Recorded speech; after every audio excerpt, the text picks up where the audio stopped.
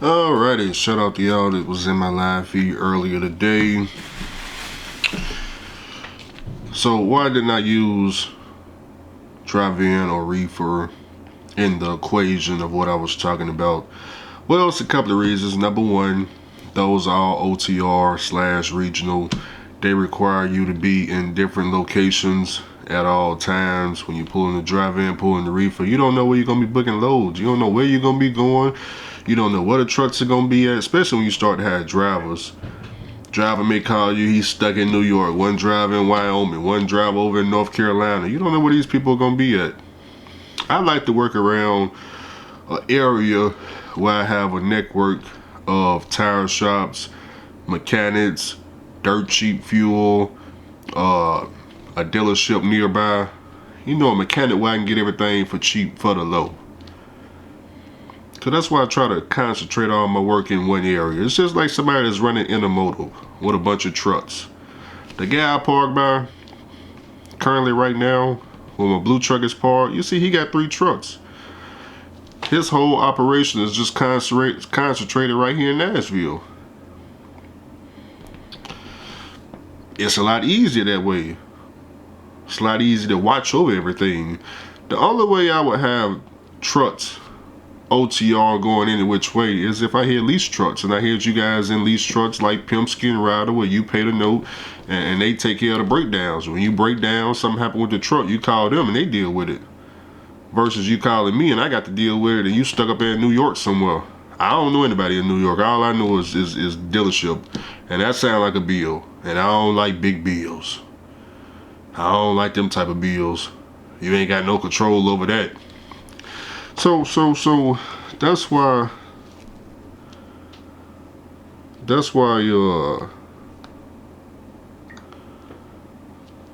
wait a minute, give me a second.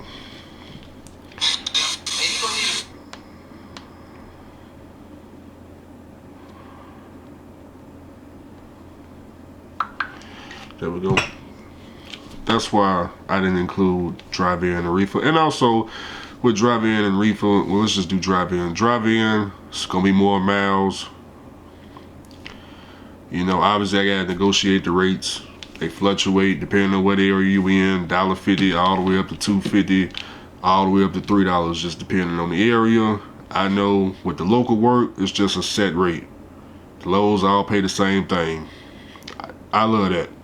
We already negotiated. This is the contract. This is what it is. Drive in, you know, I don't know. I can make anything work though. It's just I have no desire to make drive in and reefer work. Now reefer, the rates are a little bit higher, so you know, if I see, well, a lot of people don't realize I came off the road back in 2016. I ain't hit OTR since. As far as going from one side of the planet to the other and just being out there and picking up from different shippers and receivers. I did it for a month, you know, earlier in the year with the Russians, but you know, for me to do that for an entire year, I'm not saying I can't do it. I would do it, you know, if it was obviously my equipment and I'm getting paid the next day. Getting paid the next day is really about the only thing that'll keep me out there. Well, money just constantly, every day we just, bank account getting bigger and bigger and bigger. Okay, yeah, sure, but I don't want to run refund in my authority because, you know, talking to Lewis, so many claims that you got to deal with that you can't control. You know, he was just telling me about that yesterday, man. You know, you ain't done nothing wrong. You show up to the shipper, something wrong with the freight. You know, maybe just something wrong with a pallet. Now you gotta go through the broker try to go through your insurance, another claim on your record. Now when you get ready to go renew, insurance through the roof. Matter of fact, I was talking to one of y'all yesterday. 2 trucks. Let me go back and read what he said to me yesterday. Was it this guy? Nope. Oh, that was a suit and tie guy. It definitely wasn't him. Okay, it was this guy. He says, yes, man, I've been rocking with Progressive for the first 3 years, and this year they came back at $211,000 for 2 trucks. He said other carriers have been denying me because of he got a high safety score. I appreciate it. I ain't gonna read the rest of it. So he got a high safety score. So basically, they been getting popped at the scale house, and that insurance for just 2 trucks, they want $211,000. Nobody's gonna pay that. I told him he need new DOT numbers. You need new DOT numbers, man. I don't even know why they even bother to give you a quote like that for. So I would do like the Russians do. Drop them DOT numbers at the truck stop. Just start pulling, just like how we same way we do with Mr. Charlie. Start pulling the freaking decals off. Slap somebody new decals on. Well, in your case, it'd be your decals. If the FMCSA still allowed it, I don't know, man. I don't know, man. I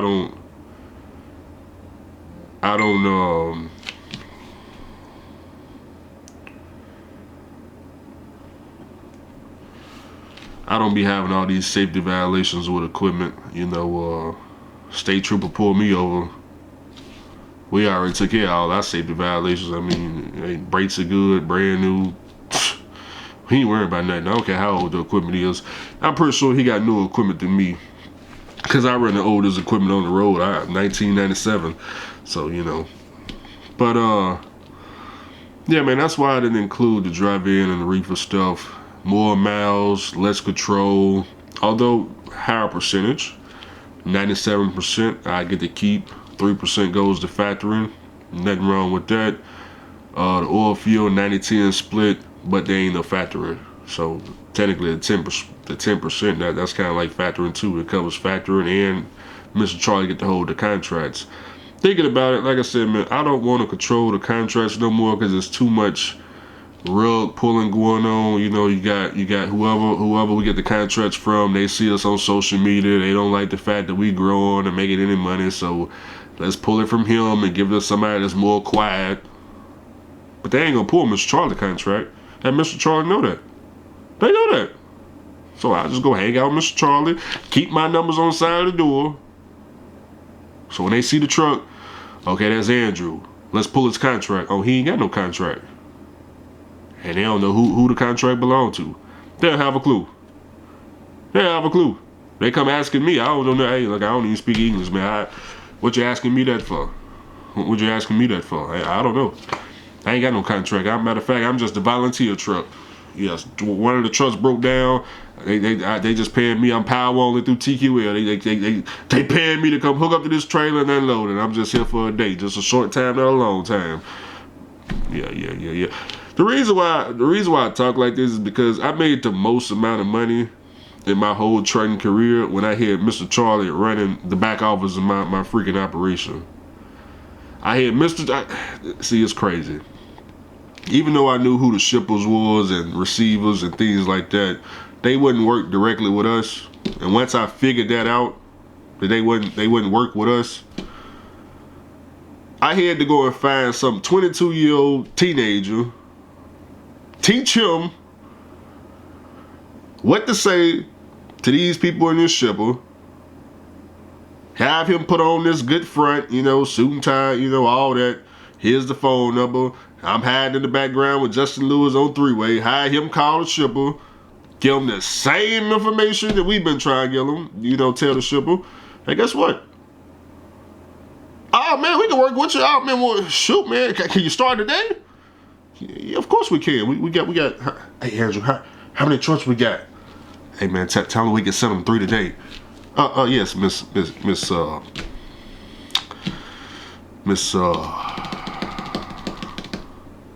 Julie, yeah, Miss Julie, we can send you 3 trucks today. What we need, how much we need? Hey, man, tell them $10 a mile. Hey, Miss Julie, we can send 3 trucks today, but we need $10 a mile. Sweetie, that's no problem.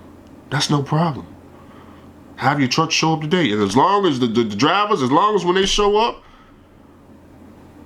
you a truck driver and nothing else. Don't have no other role. When you show up to that shipper, I'm here to check in as a truck driver. I'm not no dispatcher. I'm not the manager. I don't own no company. This ain't my company. They ain't my. Hey, I work for Mr. Charlie. I'm a truck driver. As long as you keep it right there and right there only, They don't even know you working for anybody else. You don't own nothing. Nothing. I'm just a truck driver. Oh man, you green light at that point. Green light. I know that sounds crazy, but unfortunately, that's how the trucking industry is. You know, I can't do nothing about it. You know, it just took me a long time to figure that out. Took a long time to figure that out. That's not the whole industry, but you get to the top, man. Unless you got some type of specialized trailer where they ain't got no choice but to pick you. Maybe you run an LTL reefer or something. They ain't got no other options. You the only one in the area. You just happen to have this one pneumatic trailer in the area. When they ain't got no options, then you know. But they always looking for somebody else. Unless it's Mr. Charlie there. Mr. Charlie ready, they ain't looking for nobody else. And that's how I like it. I'm telling Mr. Charlie, I'm gonna hang out with Mr. Charlie. I know they ain't looking for nobody else. Mr. Charlie, yeah. Y'all was talking to Mr. Charlie last night. Seeing what it is and what it ain't. But I do use trucking as like a cash grab. Bro, one year I go and run and get a bunch of money and then take out, wait a couple of years, you know, because using trucking as just a way to pay bills, you know, consistency, you know, things like that. You just driving a truck just to pay basic bills. I understand. I can just pay basic bills just running around Nashville, Tennessee. That's how we doing. But if I'm talking about I gotta go and make a large purchase on something outright, all that requires going out there doing a bunch of hustling. I heard TB say this, man. He said, hey man, you know, unless you're getting paid hourly, rest of trucking is just a hustle. Yeah, it is a hustle. You gotta know when it's time to hustle and when it ain't. Or you can just be out there on the block all day, every day, going, you know, just being broke. I know it's a lot of guys right now on the block.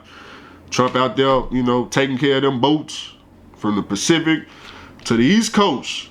Product ain't coming in. They was broke when the product was coming in. They broke after the product gone. They ain't had no money in there before. Because they treated it like a hustle. It is a hustle. They just didn't know when it was time to hustle and when it ain't. See, now is the time to hustle. Ain't no product coming in. You got a little stash over here. Hey man, I got what you're looking for. But it's gonna cost you 3 times the amount. Hand it over. I'm the only person that got it. I ain't got no competition. You gotta come to me. Me only. And I charge. And I'm only here temporarily too. Matter of fact, I'm having a 1 week only sale. After 1 week, you gotta go back with the other people because I'm finna sell this out and I'm gone. I ain't here forever. I ain't here forever. I'm here to get all the money, quick, fast, and here we go. Okay. But I'm just making noise, man. Consider this me, Andrew, just making a video. I'm finna get up off here, man, because I ain't got nothing to talk about. I'm just talking. Yeah, I'm just talking. All right, y'all. Catch you later.